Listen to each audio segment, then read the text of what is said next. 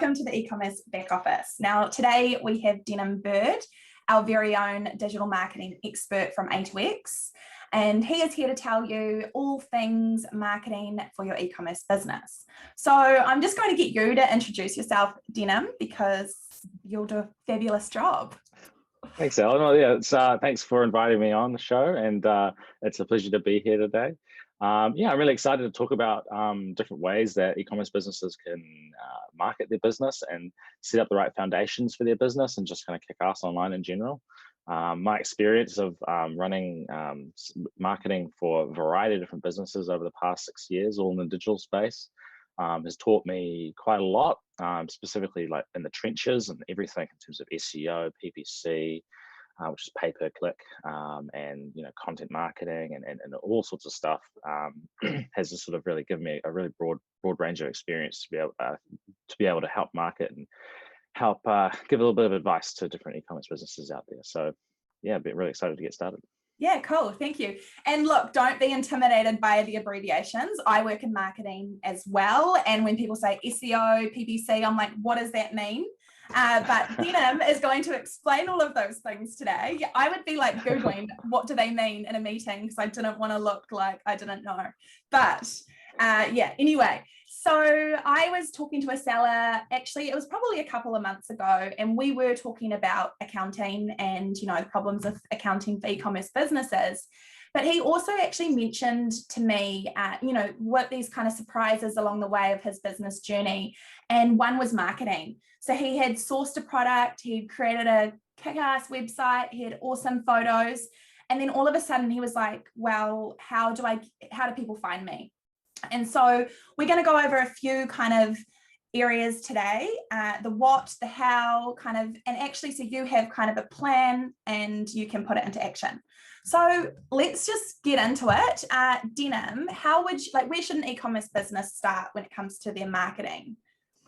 Yeah, that's a really good question. It's one that a lot of people ask themselves and a lot of people ask us as well. And I think anyone with a business is always with that big question of how do I grow and how do I reach customers and how do I attract customers to me? And I think it's not exactly the easiest question to answer because to begin, everyone's business is different and everyone's situation is different and market is different and audience is different. But you can apply strategies and tactics to every business and every audience to help attract and grow with inside of it. And I think, especially on the online space, there's some very simple foundational work that you can do to set up the right systems so that you can attract, grow, and then also scale as well. So one of the first things that we would do is kind of getting your business ready for growth. And so this doesn't you would do this at no matter what stage of you are at. So let's say you've been operating for a while or you're just starting out. Setting up the right foundations is super important. It's like having the right infrastructure in place, the right highways and everything else for getting ready for busy traffic.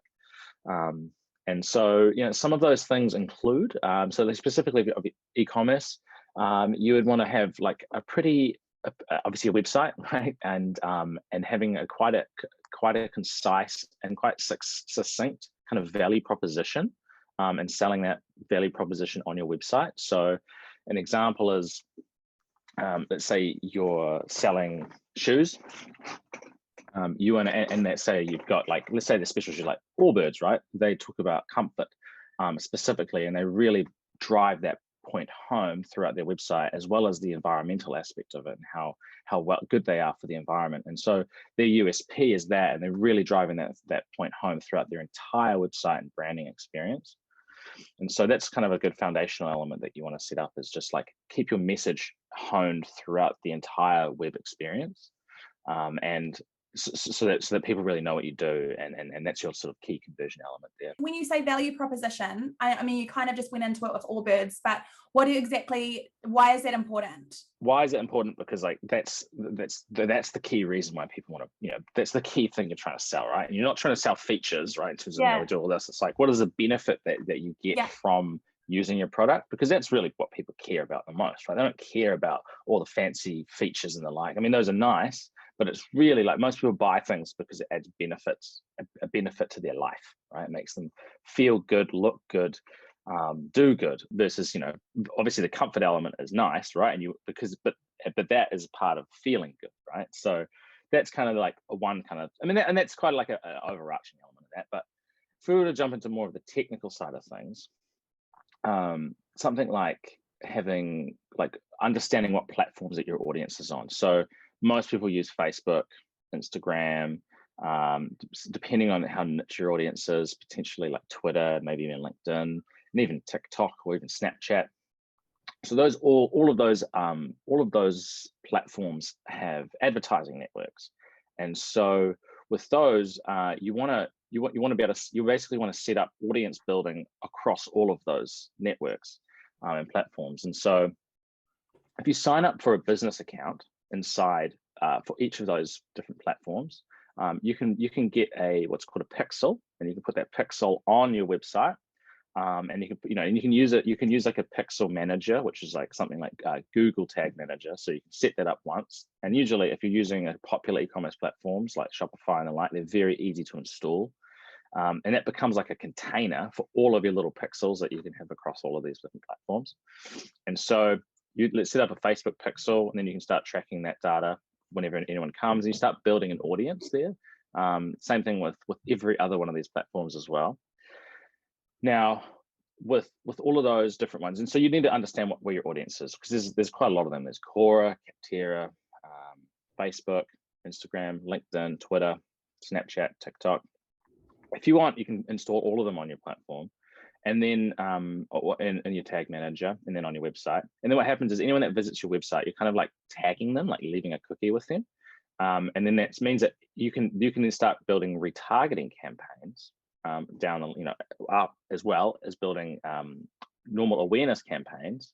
So this is like the PPC kind of pay-per-click side of things, which can then you can start basically retargeting people with ads to come back to your website, right? And so that's a great foundational element to install, because you want to do that early on, so you can start building your audience, and these platforms can start learning about why people come to your website. And then they can start building like larger audiences on that for people who might want to come to your website in the future. Yeah, cool. And so for someone watching this, and that may have seemed a little bit overwhelming, just go and Google Google Tag Manager, and you can find lots of resources and follow it along, and try and start attracting these leads and going to where your customers are. Sorry, I don't know if that was totally. Yeah, cool. What would you say, fundamental, getting started? So some of the like good foundational elements of your website that you want to set up is your messaging. So you want your messaging on your website to be quite concise and to be quite clear for what value proposition that you're trying to sell. The other foundational elements will be your like tech side of things. So you want to be making sure that you've got the right pixels for the different like social media platforms and other like ad platforms set up. And you can set those pixels up through like a container called like Google Tag Manager, and that makes managing those pixels a lot easier. Once you've got your tech side of things set up, you also want to set up your advertising and retargeting advertising from there, because that's quite a good foundational element, because anyone that comes to your website, you want them to come back if they haven't converted again, haven't converted, and that starts building your sphere of like influence. Yeah, and you want to keep your messaging consistent through that retargeting too, right? So it's not, you're not kind of saying one message on your website and then all of a sudden something entirely different in your retargeting. You want to keep kind of pushing that message home of the benefit for your potential customers. Cool. Totally, exactly right. Then you want to think about your SEO. So like optimizing for speed and for mobile first is like the two key SEO elements right now that are super duper important. I'm just going to quickly again interrupt. Sorry, please explain SEO for those. Yeah, so SEO is like search engine optimization. So that's just making sure that your website is like super shiny and like something that Google and every other search engine wants to rank really highly up the top for different search terms that are related to your business. So when people search for anything, they will then find you.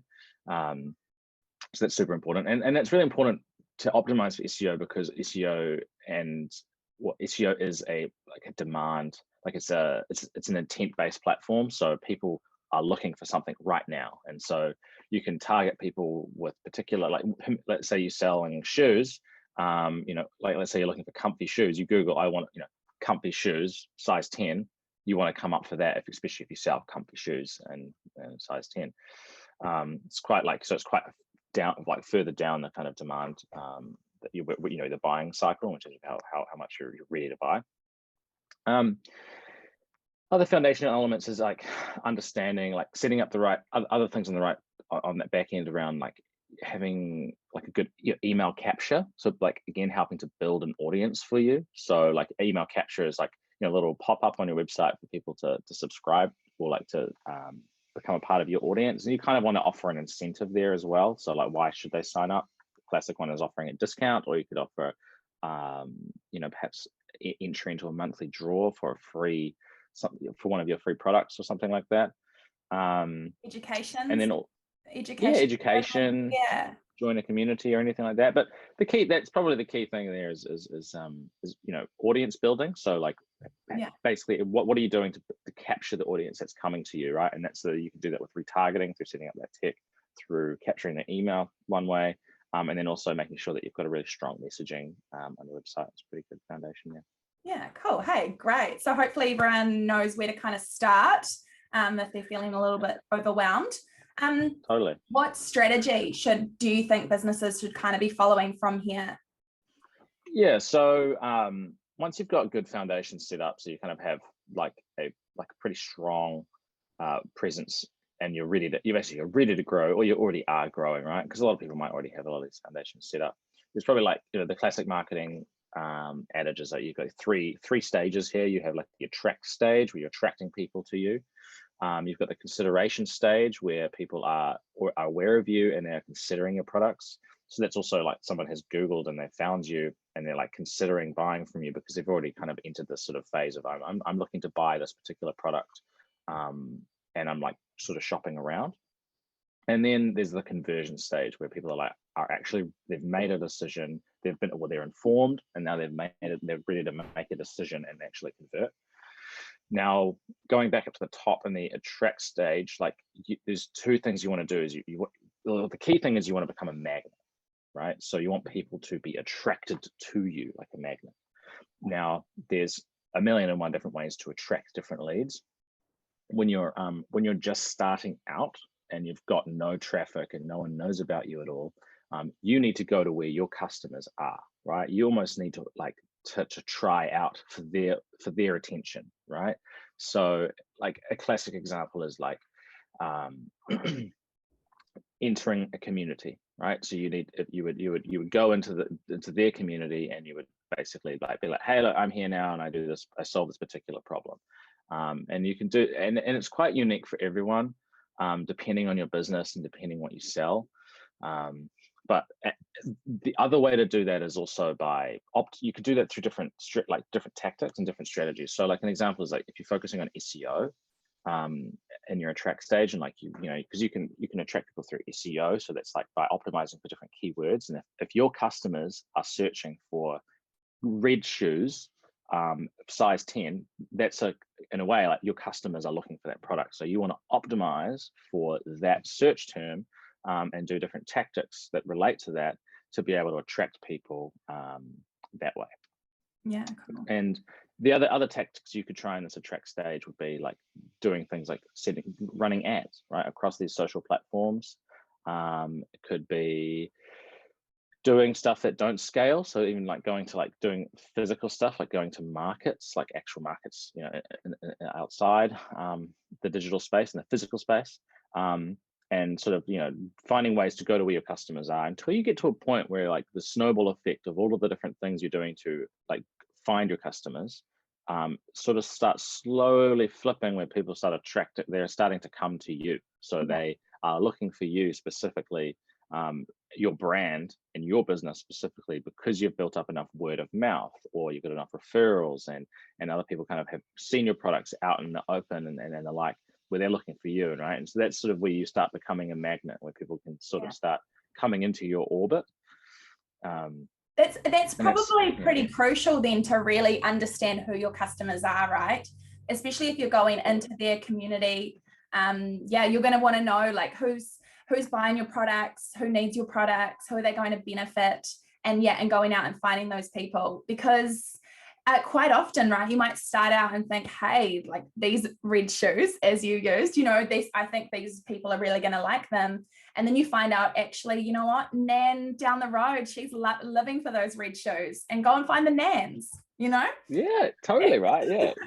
You find within you'll find within your own cohorts of customers, you'll find these like particular cohorts that love your customers, right? And it's really funny, like in the shoes example, particularly with Allbirds, they started off selling, like a comfortable shoe that looks good, right? And then the customers that ended up attracting themselves into that were like Silicon Valley guys out in San Francisco. And they started just all wearing them, right? Because they just wanted a comfy shoe that just looked good, and would, because they're walking around the city all the time. And then so that they then started talking to other people that, in Silicon Valley that liked it, and it just kind of just like snowballed from there, and it became a massive fashion like thing for them there, and that's kind of helped put them on the map. That cohort of customers versus, let's say like someone in New York or like someone that's a bit older that buys comfortable shoes, right? Mm-hmm. So that was quite an interesting cohort, and that kind of grew there, and it kind of then they started attracting themselves to the shoes, which was pretty cool. So then the next stage is the consideration stage, right? So this is when leads are starting to come to you. They're visiting your website, they're Googling you, they're clicking on your ads, they are specifically coming to you.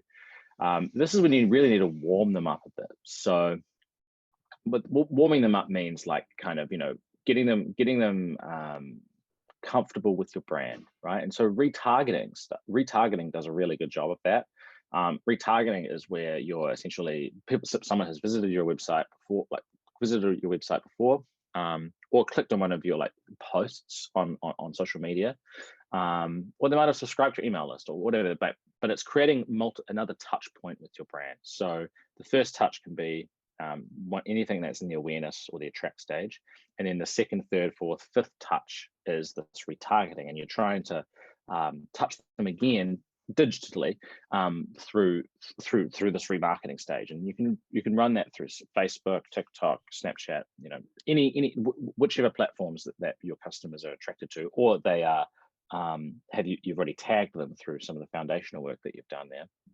And and a type of messaging you would hit them with in this sort of consideration stage is things that would help encourage them to buy from you or want to engage with your brand, that relates to your product and something that would be considering. So an example here is with shoes is like seeing like, so Allbirds did a lot of they got a lot of press for how comfortable this shoe was, being it's the world's most comfortable shoe. And so a lot of their remarketing was putting those articles in front of me or you as potential consumers, and so that we're seeing we're seeing credibility be built there. And then those are also to a degree case studies as well from other people, being hey, this is a really comfortable shoe. I love this shoe. It's the best shoe ever. You're seeing social proof there, and that's you in this consideration stage being actually maybe and I'm re-engaging with this brand now because they're retargeting me. I'm actually maybe this is actually a pretty comfortable shoe. If all these other people are saying it's pretty comfortable, then maybe I want that comfortable shoe too. And then so another part of the stage is you'll Google more about these shoes, but you might look for something like reviews. You might want to see you might want to get a third, fourth, fifth opinion, right, from what you've already seen through this retargeting advertising. And then you're going to seek out reviews for this, and reviews are one of the biggest, most powerful social proof elements that any business can have, because anything, when you want to get some advice on something, or you're about to consider a purchase, you look for social proof from your peers to make a decision, because you want reinforcement that it's the right decision that you're about to make. And so reviews are just the most powerful piece of that puzzle. Yeah, for sure. Cool. Yeah. Have you got any other suggestions of how you can kind of keep, warming them up keeping them in so they keep considering your product, service, any other kind of Yeah. So I mean, as a baseline, I would say like cultivate reviews from your customers. And even if you've only got a few customers using your product, just like try and get them to get real, like you're better off getting like 10 customers that love your product to write incredible reviews about your product than having 100 customers that just kind of like your product, because those 10 will become huge evangelists for you and you can leverage them. So getting them to like post reviews on third-party websites across like Google, Trustpilot, or even on, you know, on anywhere else it makes sense to gather reviews, even on your own website. And then leverage those. So use that stuff to help, you know, for your consideration advertising. It could be like, the other element is creating like case studies as well. If you've got a more advanced product that people need to understand how they use it. And then also setting up remarketing to kind of help put all of that stuff in front of your customers or potential customers before they do it. The review stuff you can set up like automation as well to help kind of get reviews. Like once someone's bought your product, maybe send them set up an automation through your sort of email software to help kind of cultivate that review post purchase. And the same with case studies as well. So you can help start building up a kind of war chest of these reviews, and that's kind of that's a good way to kind of do it. Yeah.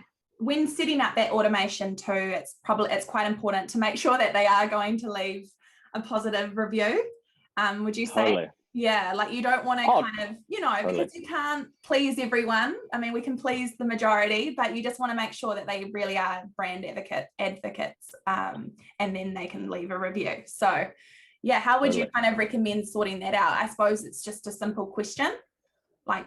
Yeah, I mean, early on, it is just a question. Unless you're selling like 10, 20 products a day, it can, then that's when you would want to start getting some automation on board, because you just can't handle that. But anything before that, if you're selling 1 or 2 or under 10 a day, you could just send, it's just a question like, hey, like, do you mind leaving a review? Like, we're a growing business, like, would really appreciate it. But before that, you could even pre-qualify them to a degree. So you could be like, hey, like, what did you think of this product? Like, I'm really keen for your feedback on what you think and how we can improve this product and make it better for other customers like yourself. And then that feedback, if it's really good, then you can be like, oh, awesome. Like, do you mind leaving a review? And you can do that manually, or you can automate that piece. But that will then pre-qualify, because if someone could say, oh, I actually didn't really like this product, it didn't really fit me, it didn't really work. That's good feedback to get in general as you're developing and growing a business. But that will help stop you from getting bad reviews. But then again, bad reviews aren't bad as well. Having like the odd bad review is quite good, because it means that it means it's authentic, like you're right, not everyone will love your product. But a bad review handled well actually ended up handled well, as in, if you as a business handle it quite well, in terms of you provide an explanation as to what has actually gone wrong here, and also resolve the person's problem, and it ends up becoming a bad review, ends up becoming a good review, or seen as a good review, and in a way and a reflection on your business as a whole, which is pretty cool. Yeah, no, that is awesome. Hey, let's talk actually getting them to add that item to their cart, or making that decision, kind of the home run. How would you kind of, like, what's, I mean, I know we've kind of chatted about reviews, but if we go back a step, actually, you've warmed up your leads, you're attracting them, you are where your customers are. How do you convert them? How do you get them over the line? Yeah, so converting them, you can do it with a variety of ways. You can do it through offers, special offers, discounts. But if you're not in that, but then again, that's if it works for your product, and you potentially, if you're in a competitive market and you want to offer discounts. But like anything, having a really like seamless user experience on your website, so like it's really easy to convert, it's quite frictionless, is quite a good way to do that. But also, like, converting them basically comes down to the steps that you do before that. So all of the attracting the right person, and then there's someone that's definitely like would be in the market for your product, and then like pushing a lot of consideration type messaging to them, so that they are the right, like they're at the right stage to consider your product, and it's like the right time for them, and it's the right price as well, and it's also the right value proposition and everything else. Then conversion should become quite easy, right? And then, but the thing is that you want to provide a lot of options at checkout as well. So options being like different payment methods, super easy for them to convert there. Perhaps favorable shipping prices, or even free shipping options, right? You could run that's a good one. That's important. Yeah, How many times have we gone to buy a product and it's like $100 and then shipping? I'm like, no. Anyway, I mean, I don't know if anyone else can relate to that. Sorry, I just like, you were on a roll, but I just had to add that in. But it's true. I mean, a lot of people get quite frustrated with shipping as well. It's yeah, it's one of those elements, right? You know, but then again, it's something that you can't. Not all merchants can swallow the cost there, but if you can, then you should. I think like anything, offering, like having a good strategy at checkout and how you're influencing checkouts to occur is important, and there are a variety of different tactics inside of that can help with that, and we can discuss some of those soon. But like I think the key thing is having a special, like a few strategies in place or tactics to help convert leads is quite important. I think one of the other elements is here is sort of a bit broader, but like preparing yourself for the customer's like needs. An example here is like having a lot of different checkout options, right? Different payment options available to them. Only like if you only want to accept payment by PayPal, but someone wants to pay through a different method, or even want to pay with Bitcoin or something, like it makes it, depending on your customer type, you want to make sure that you're preparing yourself for their needs, or else like they're not going to want to convert. Which is the key thing there. Cool. Right. Well, you've kind of gone over like quite a lot of good strategies. How would you kind of put these into action? Yeah, so I guess broadly, like, in the different stages, like attracting customers, there are like different strategies you could do in there. So you could focus on SEO, or you could focus on advertising, you could focus on community building, you could focus on email marketing. Like, there's so many different things that you could do. It doesn't mean you should be doing all of those things at the same time, though. In the consideration stage, there's lots of different like strategies you can do there. You could offer different offers, like showcase lots of different reviews, build lots of case studies, like do lots of remarketing. In the consideration stage, there are different strategies there in terms of, you could have lots of different checkout offers. You could have different chat support options. You could have different, many different ways to help kind of close that deal, right? Like a classic example is the abandoned cart thing. Like someone abandoned a cart, and then you offer them, a different, a discount, right? So there's lots of different strategies you can do inside of those. And I think the best thing that a merchant starting up can do is just pick one or two of these things within each of these different stages to do, and focus on those. So an example is like on the attract stage, don't try and do like everything, like the 5 or 6 different strategies, because you're going to be spreading yourself far too thin here. Like pick like 1 or 2 that matter the most to you, or you think are the lowest hanging fruit. An example is like something like SEO and maybe, pay-per-click advertising might be the 2 key things that you focus on in that attract stage. Because inside of those strategies, you want to identify the different tactics that you want to use to help activate each of those different elements, and help kind of grow those different elements, so that you are attracting lots of leads to you and becoming quite magnetic. And same thing with the consideration stage, right? What are the, like inside of, like, let's say pick 1 or 2 strategies. Let's say I want to cultivate lots of different reviews, and then I want to run lots of different retargeting advertising. And then I want to mix those 2 together. And so, that means like the different tactics that you use to like cultivating reviews will be like, how are you actually going to get those reviews, and how are you going to keep building upon them, and then how are you going to use those reviews in your PP, in your remarketing advertising to help get more people considering you, right? Or it could be the press approach, where you kind of try and get some third-party press written about you, and then try and keep getting more of those pieces done, and then maybe use that in your remarketing advertising. and to help kind of drive that consideration stage. And then there's inside of those different elements there, there's going to be different tactics. Like, what are the different tactics I'm going to use to get free press? What are the different tactics I'm going to use to get more reviews? And those will change over time, right? Like, there are tactics that will work really well today to get more reviews that will not work very well tomorrow. An example in the consideration stage is like the abandoned cart strategy. Used to work really, really well about 3 or 4 years ago, probably in any time before then.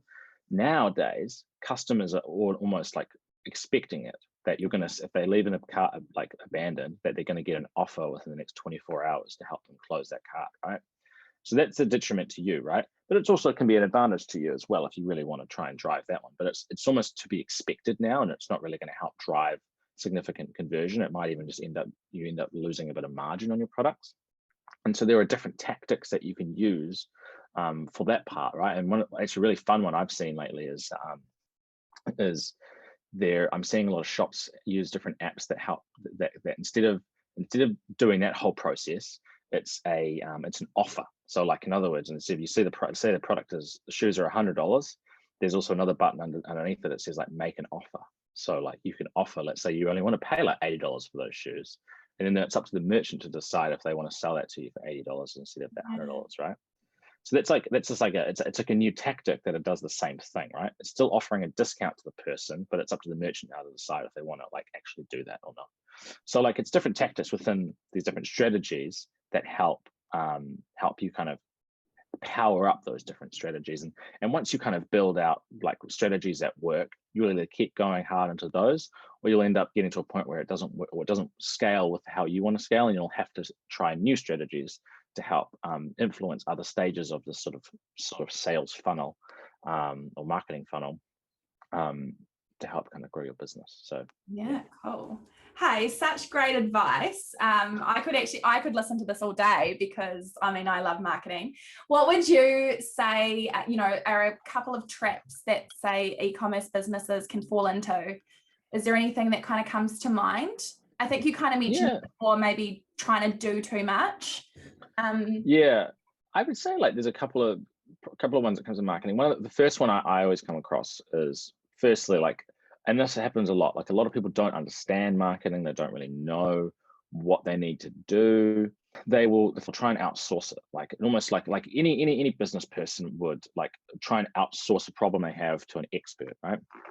Now, if you have a tremendous amount of budget to like spend on that problem, then that's fine. You can hire marketing people to like solve these problems for you. But you as an entrepreneur running your own store, you almost need to understand and grow your market yourself, because you will deeply understand the problems your product solves and the customers that would use your product, right? And so you need to get good at finding them, so that then you can then scale that part of the piece to an external marketer, right? So like the first thing is like, first trap that people always fall into, let's just, oh, marketing's hard, I'm just gonna like externalize the whole thing, right? And it's like, if you can't market your own product, how on earth is someone else gonna market another product, your product, right? And you're sort of setting yourself up for failure there.